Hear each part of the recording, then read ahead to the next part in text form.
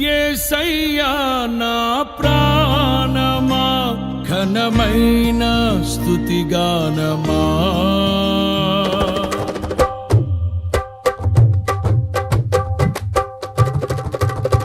యేసయ్యా నా ప్రాణమా ఘనమైన స్తుతిగానమా అద్భుతమైన నీ ఆదరణే ఆశ్రయమైన నీ సంరక్షణయే నన్ను నీడగా వెంటాడెను.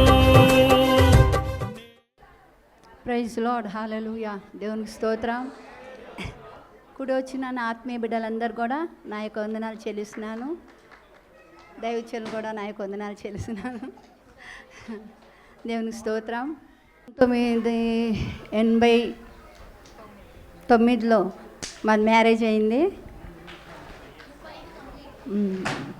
35 కంప్లీటు, మళ్ళీ రేపు నుంచి 36, ఈ రోజు నుంచి 30. దేవునికి స్తోత్రం. మా మ్యారేజ్ ఎక్కడ జరిగిందంటే పక్కనే ఊరు ఉంటుంది, చిన్నపూరి అని, ముత్తెలంగూడెం దగ్గర. చర్చ్లో జరిగింది, ఆర్సీఎం చర్చ్లో. ఆ రోజు ఊరు పండుగ. మీరు ఎట్లా ఉన్నారో అందరు జనాలు చాలామంది ఉన్నారు ఆ రోజు. దేవుని స్తోత్రం.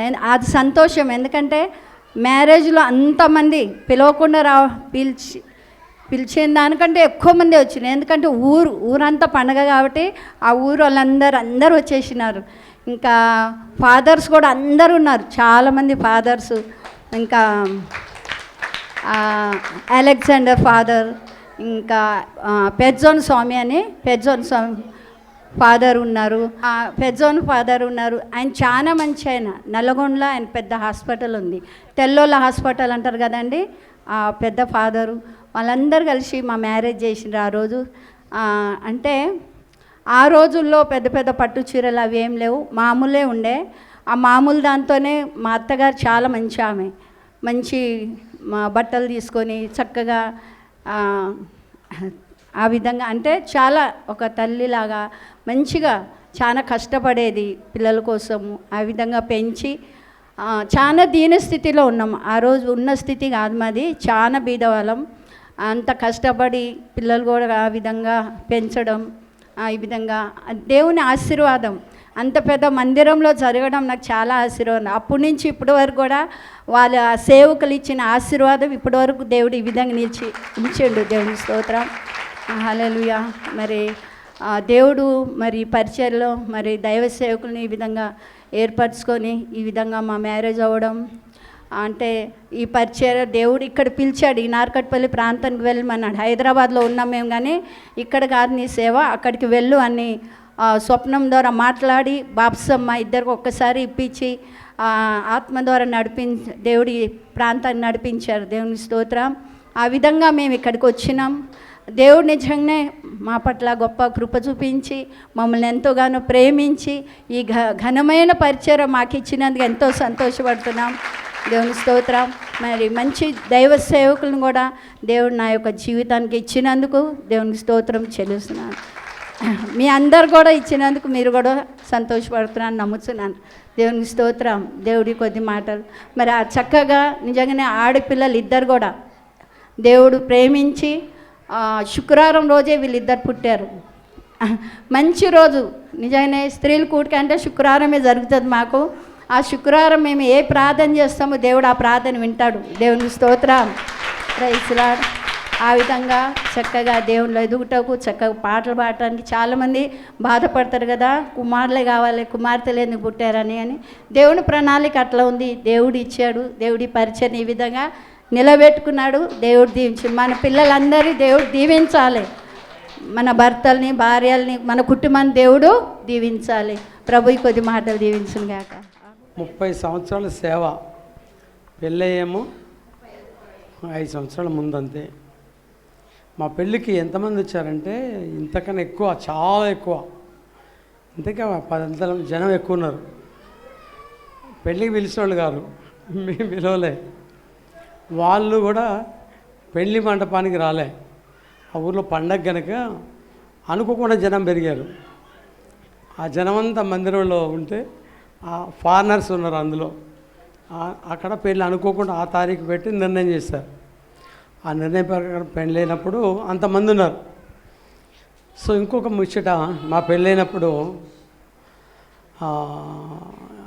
మా పెళ్ళికి ఎంతమంది సొంతగా ఇంటికి వచ్చిన వాళ్ళు, వాళ్ళకి భోజనం పెడితే మేము దోసకాయ పప్పు కలిపి వండి, కూర వండి, పప్పు వండి పెడితే 5 కేజీల బియ్యం అయిపోయినాయి.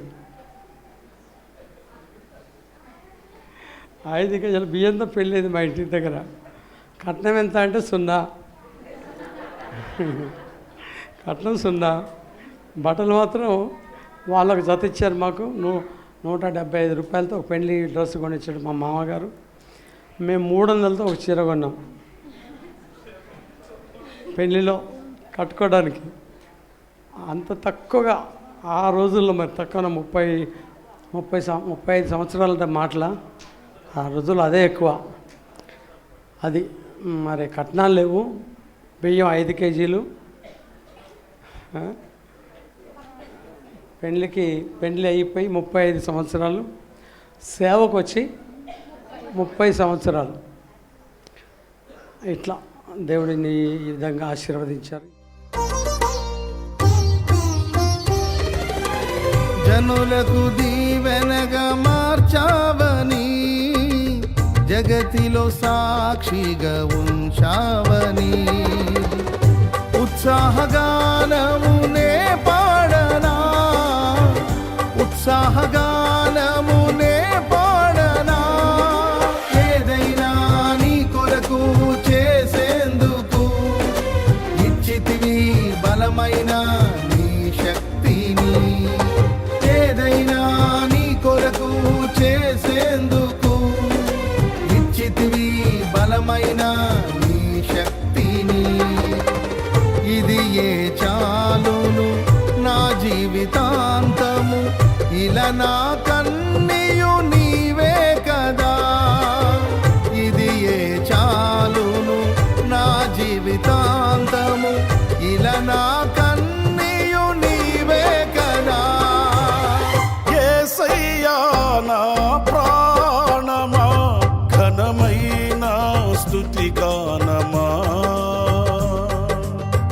యేసయ్యా నా ప్రాణమా, ఘనమైన స్తుతి గానమా. అద్భుతమైన నీ ఆదరణే ఆశ్రయమైన